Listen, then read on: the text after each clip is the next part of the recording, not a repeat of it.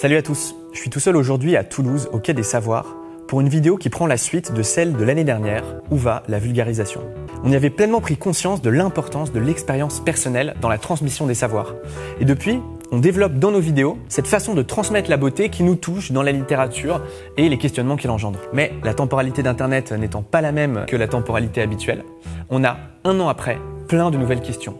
On se rend notamment de plus en plus compte que la précarité dans laquelle sont pas mal de youtubeurs, et notamment les youtubeurs culturels, impacte directement leur façon de créer. Dans ce contexte, la question du sens que l'on met dans ce travail est de plus en plus brûlante. Pourquoi fait-on tout ça? Pour la liberté créative que ça nous procure? Par vocation? Par flemme de chercher un autre job? Comment faire converger la question économique du business model que je me choisis, la question créative du format que je veux développer et la question philosophique du sens que je mets dans mon travail. Le Quai des Savoirs me donne 4 jours pour prendre le taureau par les cornes en parlant de toutes ces questions avec d'autres vulgarisateurs.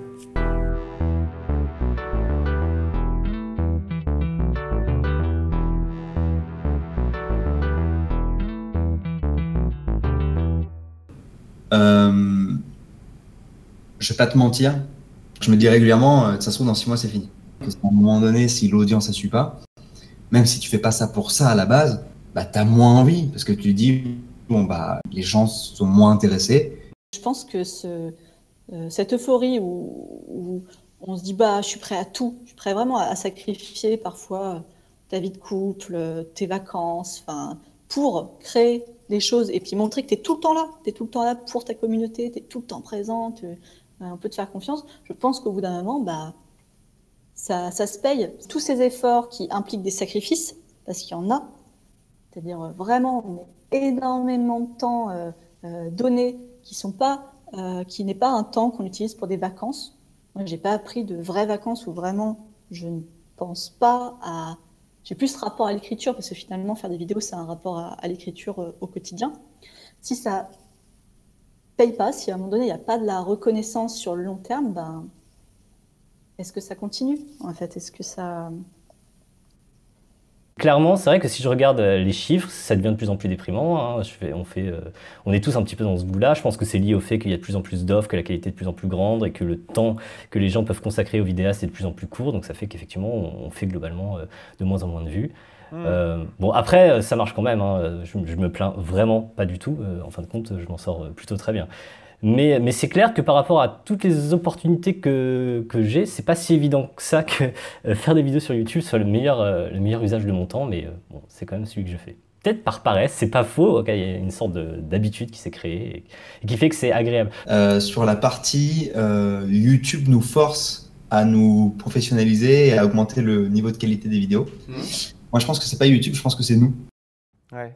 Je pense qu'aujourd'hui, tu vois, il y a des gars qui arrivent de nulle part, tu vois, et qui ont un contenu qui est pas super beau, super léché, etc. machin, mais qui arrivent quand même à faire leur nid alors qu'il y a énormément d'offres, mais ils y arrivent parce que ils ont un angle inédit, ils ont une manière de communiquer particulière, etc. Tu vois, il y a une partie de l'audience qui recherche ça à nouveau, tu vois, et tu vois plein de youtubeurs qui sont très basiques, qui font juste du facecam machin, qui se cassent pas la tête et qui ont toujours de très bons scores, tu vois. Je pense que voilà, ce côté professionnalisation, il vient d'une partie des youtubeurs, dont peut-être toi et moi on fait partie. Et c'est pas YouTube. Je pense pas que ce soit YouTube qui nous le demande. Je pense qu'en fait c'est plus facile pour nous de dire ouais c'est de la faute de YouTube. Je pense que c'est de notre faute. Je pense que c'est nous qui voulons nous dépasser, tu vois. Mais on n'est pas obligé, à mon avis.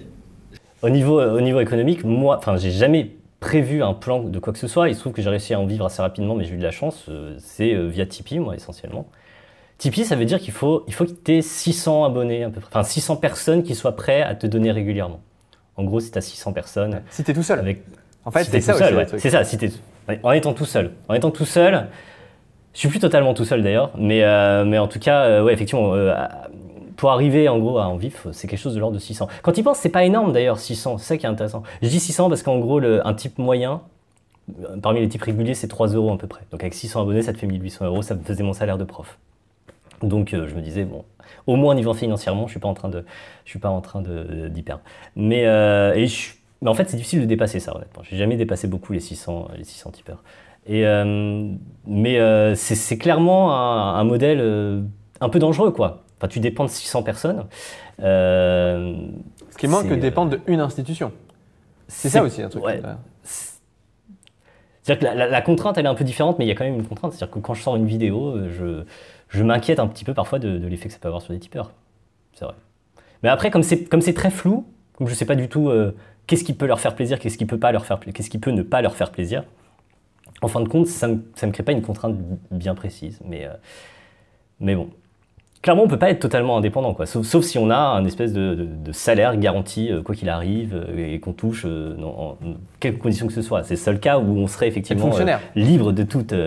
un fonctionnariat de la vidéo, ouais, mais tu aurais quand même des obligations, j'imagine. Enfin, si tu étais fonctionnaire de... Enfin, s'il y avait un ministère des vidéastes qui finance un certain nombre de vidéastes, j'imagine qu'il y aurait des contreparties, comme on demanderait. Ouais. Mine de rien, c'est quand même pas mal de liberté d'être dépendre juste des tipeurs. Ça veut dire que je m'en fiche plus ou moins de la démonétisation. Ça m'arrive. J'ai vu que mon nombre de vues est pas hyper élevé, ça me fait pas un gros manque à gagner. Donc l'essentiel de mes revenus, ça a été les tipeurs seulement, ce qui est pas un modèle économique super fiable. Je t'avoue que niveau précarité, c'est quand même assez inquiétant. C'est-à-dire que, comme tu dis au début, dans 5 ans, j'ai aucune idée de ce que seront mes revenus, de comment je vais vivre, ni rien. Bon, tu le disais aussi, il y a une évolution du modèle économique de tout ça qui fait que on s'investit beaucoup, parfois personnellement aussi. Moi, je sais que de mon côté, aujourd'hui, mon business model il est relativement solide, mais ce qui m'empêche pas encore d'avoir quand même pas mal de surfroid pour passer l'année à chaque fois, parce que du coup j'ai du staff. Mais je fonctionne vraiment comme une vraie boîte de prod.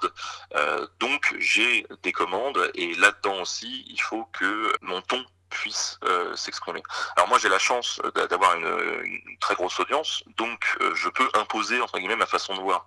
C'est-à-dire que quand je travaille avec les clients, clairement, je leur dis dès le départ, ok, on bosse ensemble, on peut définir des axes de réflexion, mais je reste maître du ton, et surtout s'il y a des messages qu'il faut faire passer pour la compréhension du sujet, eh ben on les fera passer, quoi. Et si vous voulez pas faire passer ces messages-là, et ben tant pis, on collabore pas ensemble. Donc j'ai la chance de pouvoir entre guillemets poser mes balls, mais je suis pas sûr que ça soit le cas pour tout le monde.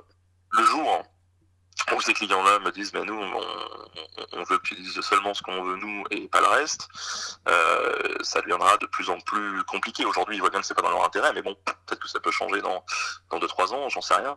Je sais pas comment ça peut évoluer. Le risque c'est de tomber dans une histoire un peu lisse, et une histoire beaucoup trop consensuelle.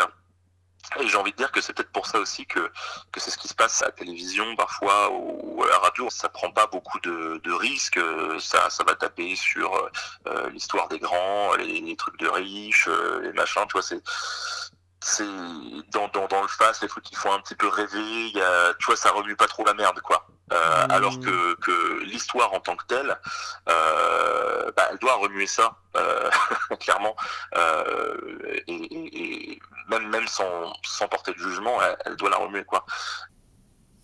Moi, je pense qu'on est beaucoup, ouais, de vidéastes ou de vulgarisateurs à avoir ça en tête, à savoir que il y a eu beaucoup d'investissements, et d'investissements, voilà, solitaires. Et je pense qu'on est beaucoup à espérer un soutien à un moment, ou quelque chose de plus gros que les individus, donc nos abonnés, reconnaissent ce travail investi, ce travail d'intérêt public, parce qu'il faut le dire, tout ce qu'on crée, c'est vraiment de l'intérêt public, et c'est gratuit. On a habitué les gens en France à avoir du contenu de haute qualité gratos. Ça, c'est bien. Je me suis fait cette remarque, je sais pas, je devais avoir après la vingtaine, quoi, 22, 23 ans. Je me suis dit, pour avoir de la bonne info, notamment par les journaux, ça se paye. C'est-à-dire qu'avant, je me documentais sur ce qui se passe dans le monde par par les articles gratos sur Internet, encore par la télé, ou par, je sais pas, la radio. Et d'un coup, je me suis dit, bah non, en fait, si je veux si je veux vraiment un bon contenu, faut que je paye un abonnement chez Mediapart, faut que je paye un abonnement au Monde Diplomatique. Et ça, oui, il a fallu que je l'apprenne. Il a fallu que je m'éduque là-dessus et que j'accepte. Et finalement, c'est devenu un plaisir, comme une bonne action, de donner de l'argent parce que je savais à quoi ça servait. C'est-à-dire que je me disais, OK, au Monde Diplo, les journalistes, ils ont 1 mois pour faire leur papier. Et ça allait vraiment avec une prise en... je me suis rendu compte de ce que c'était que le travail. Voilà. Et je pense que sur YouTube, comme c'est vraiment YouTube, c'est tellement encore connoté jeune, donc des gens qui ne travaillent pas, qui n'ont pas ces questions-là. Et heureusement, tu n'as pas à te demander combien gagnent les adultes quand tu es au collège. C'est pas ton problème. En tout cas, pour le financement, je pense que c'est important de communiquer sur le fait que, par exemple, c'est ton financement principal ou que c'est vraiment une source de financement qui est importante pour toi. Aux US, ils le font aussi un peu, mais j'ai l'impression qu'il y a plus. Déjà, ils touchent de bien plus large audience. Donc leur Patreon, l'équivalent du Tipeee, etc., machin, ça marche beaucoup mieux. Le marché publicitaire aux États-Unis est beaucoup plus mature. Leur AdSense est beaucoup plus élevé. Tu vois, bref, il y a plein de raisons qui font qu'ils n'ont pas les mêmes problématiques que nous. Ouais, c'est aussi l'écosystème. Je pense que culturellement, aux US, c'est mieux vu de se lancer en self-made man. Tu vois, YouTube, ça représente un peu cet esprit de la célébrité, de t'es tout seul, machin. J'avoue que moi, quand je dis je suis youtubeur aux douanes américaines, les mecs ils sont là, waouh, trop cool, machin. Alors qu'en France, t'es là, oh, le boulet, le mec il est dans sa chambre. Ce genre de sponsor, c'est ultra répandu dans la vulga anglo-saxonne, par exemple. J'en vois quasi pas de vidéos aujourd'hui. Dès qu'un youtubeur a plus de 100 000 abonnés, quasi toutes ses vidéos sont sponsorisées de cette façon-là. C'est totalement normal. Et souvent, c'est des sponsors relativement sympas, des trucs intéressants, un peu intellectuels, un peu en rapport avec le public. Ne serait-ce que parce que c'est plus dans l'intérêt des sponsors en question. Effectivement, s'il y en avait plus, si on avait le luxe du choix en plus, parce qu'aujourd'hui, on n'a pas le luxe du choix. Moi, clairement, les seules propositions de sponsors que j'ai eues, c'était pour des jeux mobiles, et je pense que c'était des mails types qu'ils ont envoyés absolument tous les youtubeurs. Ouais. Enfin, ça n'avait aucun sens. Salut, monsieur. Salut monsieur. Salut monsieur. Nous aimons beaucoup ta chaîne de éducation / philosophie. Exactement. Donc ouais, j'ai jamais eu que des offres de ce type-là, qui fait que, bon, en gros, j'ai 0 offre. Si on avait en plus le choix, tu vois, ça permettrait de choisir un sponsor qui serait cohérent par rapport à ce qu'on fait sur notre chaîne. Et donc c'est pour ça que culturellement aussi, on a des trucs comme le CNC ou des aides, etc., machin. Ça commence avec des sociétés comme la SCAM, la SACD, le CNC, c'est-à-dire que ce n'est plus uniquement, ce sont des bourses, des aides financières qui ne sont plus uniquement dédiées aux boîtes de production, mais qui sont ouvertes aussi à des particuliers et à des amateurs aussi, qui veulent juste se former. Et ça, déjà, c'est un énorme pas de pouvoir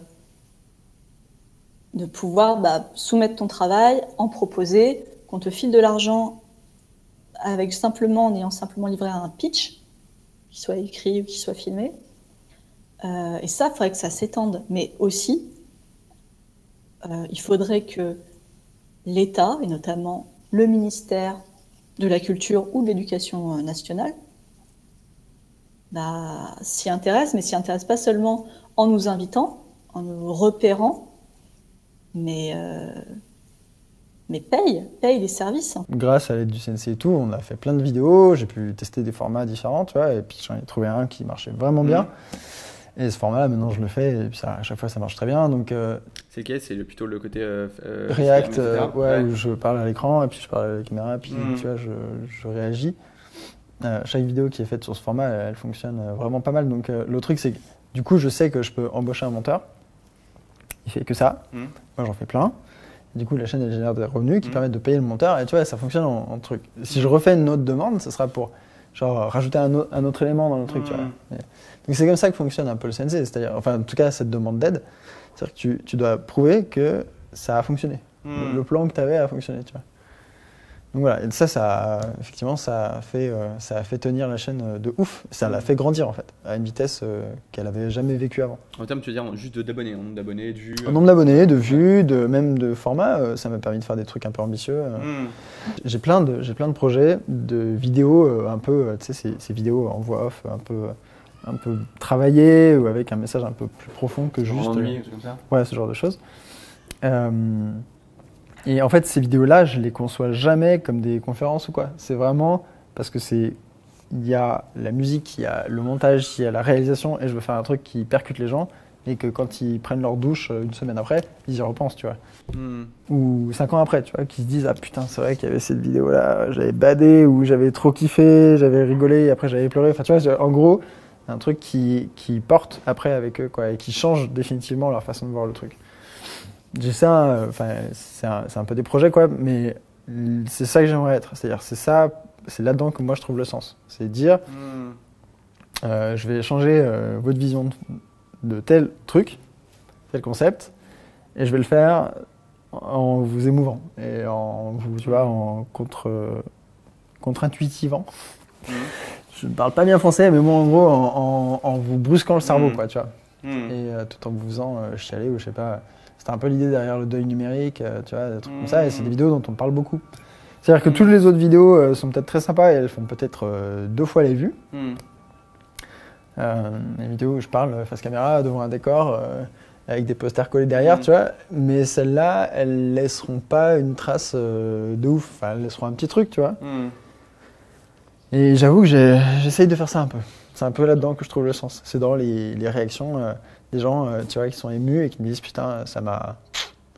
Ce que tu gagnes en faisant des vidéos YouTube évolue en fait constamment. Enfin, j'ai eu vraiment ce sentiment-là, pour ma part. Au début, je me disais, c'est en soi une activité qui est plaisante parce que je la découvre, parce que j'apprends des trucs en le faisant, etc. Clairement, pendant un certain temps, je me disais que j'étais plutôt bénéficiaire dans cette histoire-là, non pas parce que j'avais beaucoup de retours, hein, finalement, j'avais pas un grand public au départ, mais je trouvais que j'apprenais plein de trucs. Je trouvais que c'était une activité intéressante et amusante en soi. En fait, c'est toujours agréable de se former et d'avoir ce luxe de pouvoir s'intéresser à plein de choses différentes et pas être dans justement un métier qui est monotone. C'est vraiment le luxe d'être un peu, enfin ça ressemble un peu au profil d'artiste en fait, c'est-à-dire ou de chercheur d'ailleurs. Je trouve que moi la vulgarisation c'est un milieu, enfin ça se place au milieu entre l'activité artistique et l'activité de recherche. C'est une espèce d'entre-deux. Et c'est ce qui fait que oui, malgré le temps que tu passes à ton travail pour un gain d'argent qui est pas forcément énorme, tu continues à le faire parce que c'est enrichissant, parce que tu rencontres des gens, parce que c'est toujours stimulant. Moi, mon activité sur YouTube et même ma perception de ma propre activité, elle a largement évolué en 5 ans. C'est-à-dire qu'au début, j'ai conçu ça comme un truc rigolo que j'avais envie de faire pour m'occuper moi, mais aussi pour partager avec les gens, qui était loin d'être aussi sérieux que ce à quoi je m'attendais par la suite. Et c'est en fait au fur et à mesure de cette écriture, de cette réception du message, des collaborations, des découvertes des historiens et de ce qui est vraiment la discipline de l'histoire, que moi, ma conscience, elle s'est forgée, si tu veux. Et aujourd'hui, je dirais que j'ai pas envie de me monter la tête ou de paraître prétentieux, mais je me sens presque investi d'une mission, si tu veux, qui est de pouvoir essayer de faire comprendre aux gens que comprendre cette histoire peut les aider dans leur compréhension du monde actuel, et que l'histoire, elle est politique, elle est manipulable, et que par le prisme de cette histoire-là, finalement, on peut raconter beaucoup de choses et on peut faire passer beaucoup de choses. Donc en fait, moi, l'espèce de mission, entre guillemets, que je me donne, mais sans prétention non plus, hein, c'est essayer de faire comprendre aux gens que cette histoire-là, il y a une manière de la raconter, et cette manière de la raconter, elle oriente les choses, qu'on le veuille ou non, idéologiquement ou politiquement. En fait, il y a un mélange entre l'envie et le devoir. Il y a des trucs que je fais par envie. Et il y a des trucs que je le fais parce que je pense sincèrement au fond de moi qu'il faut que ce soit fait. Il faut que quelqu'un le fasse, tu vois. Et donc forcément, ces deux trucs-là, vu qu'ils sont assez différents, l'envie et le devoir, entre guillemets, ça fait que je touche des gens très différents. Je vais vous donner un exemple concret. L'anti-sèche, pour moi, il faut le faire. C'est important, quoi. Genre, ça manque, et il faut que quelqu'un fasse ça, tu vois. Ça veut pas dire que si c'est du devoir, j'en ai pas envie. Mais je te parle de la priorité, du cœur du truc. Donc il faut que, enfin, c'est une mission importante, tu vois, parce qu'il y a des trucs où je pense qu'il faut que ce soit fait, et des trucs où c'est juste de l'envie, c'est-à-dire que j'ai envie de parler d'un sujet, il y a un sujet qui m'interpelle, par exemple l'autre fois avec les vidéos chiantes sur YouTube, ou l'autre fois j'ai fait une vidéo sur le dating burnout. Ouais, je me souviens. C'était juste après les vidéos chiantes d'ailleurs. Ouais, parce que j'ai reçu un message de quelqu'un et que je me suis dit, ah tiens, ça peut intéresser les gens. Et ça, c'est plus des trucs qui sortent de mes tripes, entre guillemets, tu vois. Et donc, ça fait que du coup, si tu mets tout ça ensemble, parfois je m'adresse à des gens qui ont à peu près le même sens d'intérêt que moi, et parfois je m'adresse à des gens avec un but précis, tu vois. Et du coup, ces gens-là, souvent, c'est des gens qui sont... C'est pas les mêmes cercles.